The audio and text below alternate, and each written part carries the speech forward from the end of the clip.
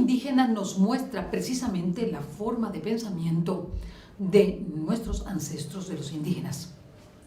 Esto es realmente fundamental para comprender nuestro país, su historia, su religiosidad, su devoción y su trascendencia como país en el mundo y con vistas a la construcción de la nueva civilización del amor.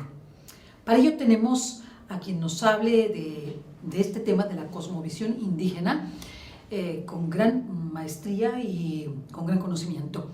Anastasio Rodríguez García nos va a ayudar el día de hoy a comprender esta visión de los indígenas que los llevó a contemplar el acontecimiento guadalupano.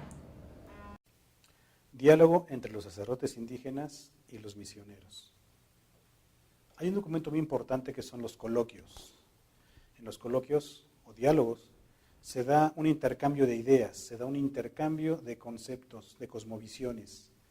La cosmovisión indígena y la cosmovisión cristiana católica. Los misioneros tienen una misión, valga la redundancia, muy difícil, muy compleja. Era llegar a una tierra nueva, donde no se conocen costumbres, donde no se conoce idioma y donde no se conoce la concepción del universo. ¿Cómo llegar a entablar un diálogo con esos sacerdotes que de entrada parecía que eran bárbaros, pero al momento de exposición de ideas eran personas sumamente sabias? Cuando se da el diálogo entre los misioneros y los sacerdotes indígenas, el sacerdote indígena lo escucha atentamente por respeto y por convicción. ¿Cuáles son los argumentos que manejan los misioneros?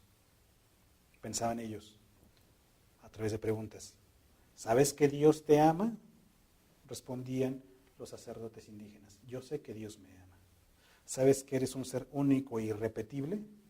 Nosotros sabemos que somos únicos e irrepetibles. ¿Sabes que Dios es todo amor? Sabemos que Dios es todo amor. ¿Sabes que es Dios del principio y del final, del cielo y de la tierra? Nosotros sabemos que es Dios del principio y del final, del cielo y de la tierra. ¿Sabes que es un Dios omnipresente, omnipotente y omnisapiente? Nosotros sabemos que Dios es Dios omnipotente, omnisapiente, omnipotente. Entablan una serie de diálogos. El sacerdote indígena escucha atentamente. Al final, el sacerdote indígena le hace una serie de preguntas. Todo esto que tú me refieres, todo esto que tú me dices, nosotros ya lo sabemos. Nosotros sabemos que Dios es creador de todas las cosas, que es todo amor, que es Dios del principio y del final, del cielo y de la tierra, de la vida y de la muerte. Es un Dios dual, porque este mundo es dual. Sabemos que Dios nos ama sobre todas las cosas, pero también sabemos que Dios es congruente.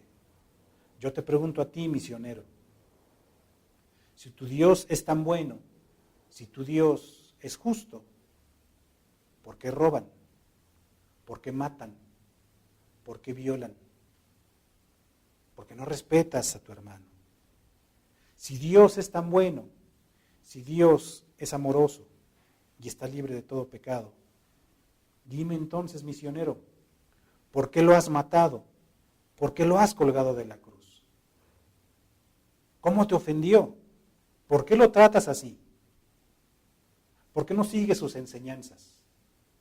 Porque con tus actos me dices otra cosa, muy contrarias a las palabras a las que tú me vienes a expresar.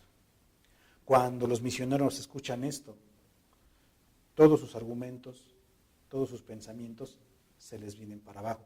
¿Por qué? Porque efectivamente se dan cuenta que sus acciones no son congruentes con lo que ellos están expresando. Entonces, el sacerdote indígena diría, todo lo que tú me dices no es verdad.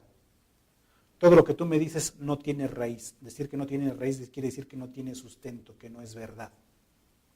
Me estás engañando, no eres congruente. Quédate con tu Dios, quédate con tus ideas, que yo me quedaré con mi Dios y con lo que yo ya tengo comprobado.